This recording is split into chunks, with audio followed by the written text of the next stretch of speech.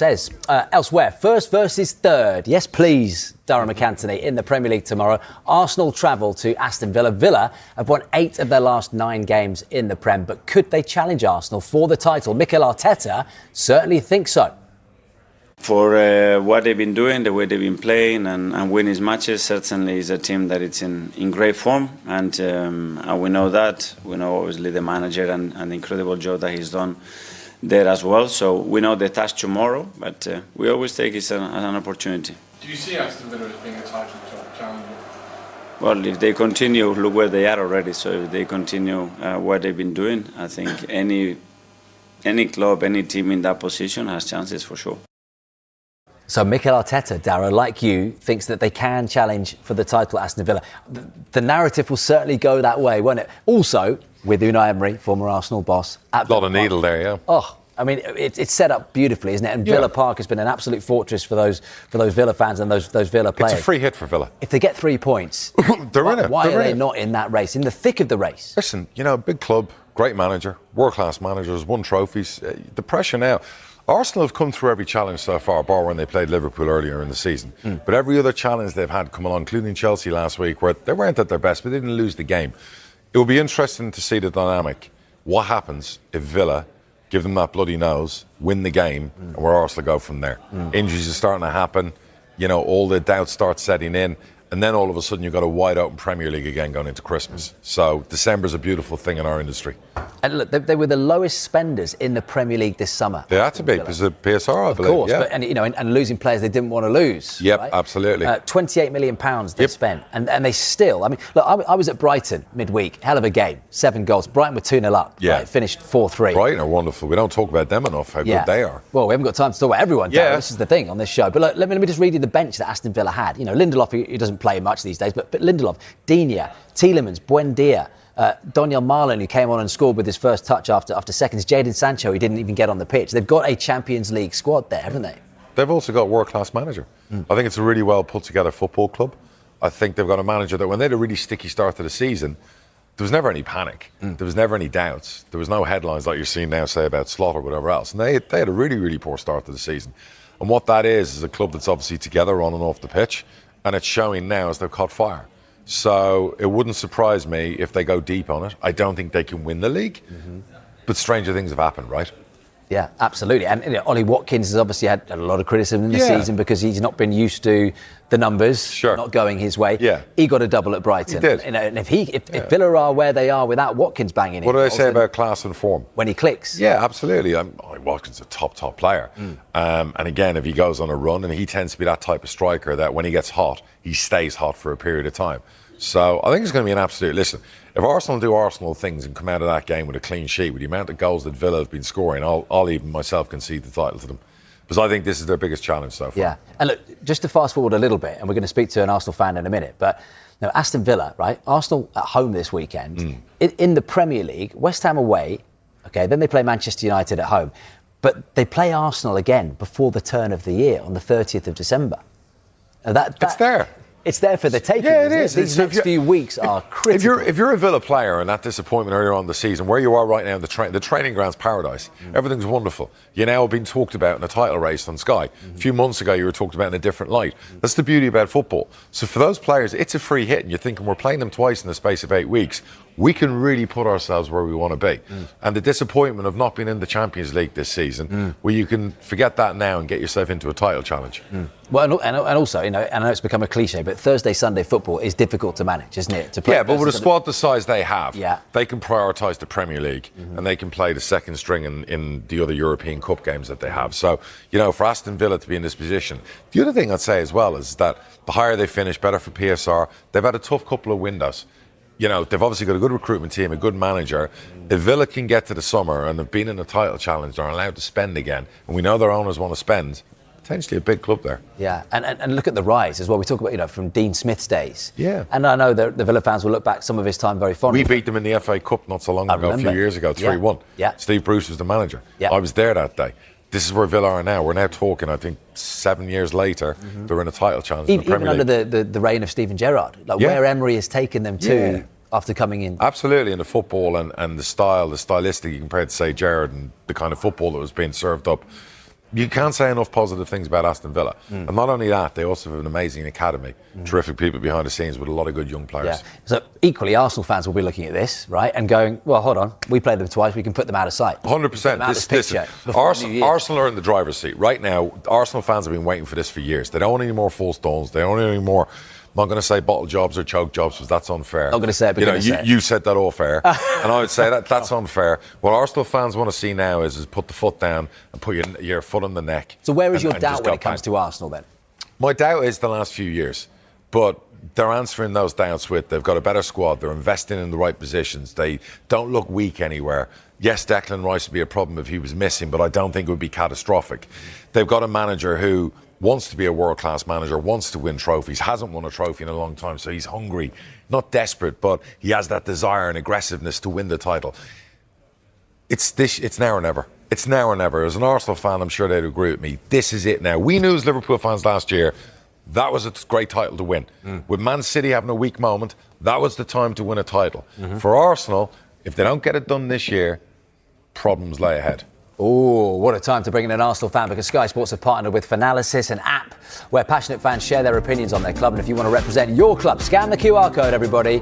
Visit the Sky Sports app for more details. And we can speak now to an Aston Villa supporter by the name of Mark Sproston and Arsenal fan Nick Karamanlis. Mark and Nick. Nick, I've got to come to you first, picking up on what Dara said there. If you don't get it done this season, big problems, quote, lie ahead. Nick, what do you make of that? Now, we will get it done. First of all, I think we will get it done this season. But I don't like this narrative of if we don't, then big problems in terms of what does that mean? Do we get rid of Arteta? I wouldn't want to. Dara thinks yes. Definitely not. Go on, Dara. No, I understand where you're coming from, Nick. Look, the reality is you've had a few false dawns. I don't know what the patience threshold's like for you as a fan. Where, as a Liverpool fan, I was waiting 30 years for us to win a title again. So if I keep getting teased every single year, and it's like a false dawn, you're kind of like, we had it under Brendan Rodgers, and he got the sack. We should have won the title under Brendan Rodgers, and he lost his job. That led to us getting Klopp and actually winning the league title. So the question to you would be, if you get an 8-point lead or a 7-point lead, and you go into March or April, I'm not going to use the if word, but some things happen along the way that sees another club come in and steal the title, what's your thought process over the manager? Well, everyone's going to be disappointed, aren't they? But you've got to also question the players then as well, because I think Arteta's done such a good job just restructuring the whole club. We've got the fans all together. He's got his squad now. I don't even want to think about dropping those points and not winning the league. I think we will. For the first time, I'm really confident. I haven't been the last few seasons, even though we've come second. This is the time I feel confident. And I don't even want to think about it. I really don't. But there's a lot of fans that will be calling for his head. I know Arsenal fans called for his head after the Sunderland draw. It's ridiculous. And patience is wearing thin. I get it. But what's the alternative? It took Alex Ferguson 7 years to win his first title. And look what happened after that. How long's Arteta been there now? It's 5 years. Yeah. So, and he won the FA Cup early on. The Cronkies have backed him massively. They've spent hundreds of millions of pounds. I was very excited a couple of years ago with the model that signing the younger players and the talent and whatever else. I just think, you don't want to waste that golden period for the talent you've got in the squad. So that's why I think it's now. Let's just bring Mark in, because I don't want you sat there not saying anything, Mark. And look, Mikel Arteta talking about Aston Villa, saying that, why not? You're banging the title race. You will be, certainly, if you beat Arsenal. How confident are you, Mark? Do you know what? I think before 2019, we had an awful record against Arsenal. We couldn't beat them in the backyard. We couldn't beat them there. Since we got promoted, it's looking a lot better. And I think it's almost 50-50. So I think tomorrow, based on our form, yes, Arsenal are doing really well. They've got the crazy away record at the moment, Arsenal have. But we're on a good momentum. We're on a good run. And I think tomorrow, we'll do Arsenal 2-1. I think Ollie Watkins will be on the score sheet again. Nick's got his hands together. Yeah, he's ready to go. Sounds like there's a bet coming on. Nick, do you want to respond to that quickly before I ask Mark another question? And listen, it's going to be a tricky game. I get it. There's a lot of talk about their run of form, but like you said earlier, we've overcome these tests in the past. I mean, there was a lot of talk about Spurs being the, hadn't lost away, and then look what we've done to them. Then there was talk about Chelsea being our closest title challengers, and now they're 9 points behind us a week later. No, behave. So, look, Chelsea were very good against you. We're down to 10 men. We all watched that game. Stevie Wonder could see that Chelsea with 11 men could have possibly beaten you. Possibly, we'll never know. But listen, they're 9 points behind us now. It might be one of those seasons, I've said this before, like that Leicester season where if we keep our heads like they did, everyone else is losing theirs around because, they might get a result against us, but will they carry on that form throughout the season? I don't know. And listen, you've got to remember, forget their form, we're top of the league for a reason. Our form's not too bad either. Yeah. And I think if you want to be serious title challengers, you have to walk into those grounds and go in like they should be fearing us. That's how great teams have won the league in the past, going in with that confidence. You've got to go to places like the Champions Ground at Anfield and win those games. But look, Mark, on Aston Villa, I mean, it is incredible form. 8 wins in 9 games in the league. And as I said to Dara there, I was at Brighton midweek where you were 2-0 down, looked absolutely dreadful and found a way to win that game. And, there was another 10 minutes, you put 6 past Brighton, the way it was going. Unai Emery was a laughing stock, wasn't he? He was a joke figure when he left Arsenal. Look at the turnaround of that man. Never sleep on Unai Emery, Mark. You know that better than anyone. Absolutely. Do you know what? I've seen such a big turnaround in the first 6 games where we were awful. I was on Sky Sports a few weeks ago during that bad run, and I got lambasted by some of the Villa fans on X because I mentioned very quickly about the Paul Lambert days. Not the fact that there was a comparison between Unai and Paul Lambert. It was the unknown days where, we didn't know whether we were selling our best players. Unai looked a bit despondent. The board were coming out and saying there was rumours that they were getting fed up with the PSR and we couldn't spend any money. Bearing in mind they've got billions to spend anyway. So there was a lot of frustrations going on at Villa Park. And you could see that in Unai. And for the first 6 games, on the sidelines, he wasn't himself. He wasn't animated like he normally is. He was very quiet. You could see there was frustration in his face.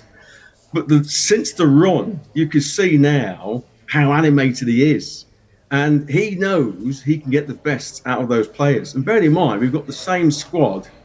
Bearing in mind, probably be 3 or 4 additional players that are playing regularly now that we've had for the last 4 years. So he's brilliant at getting the best out of players that seemed average at the time under Gerrard.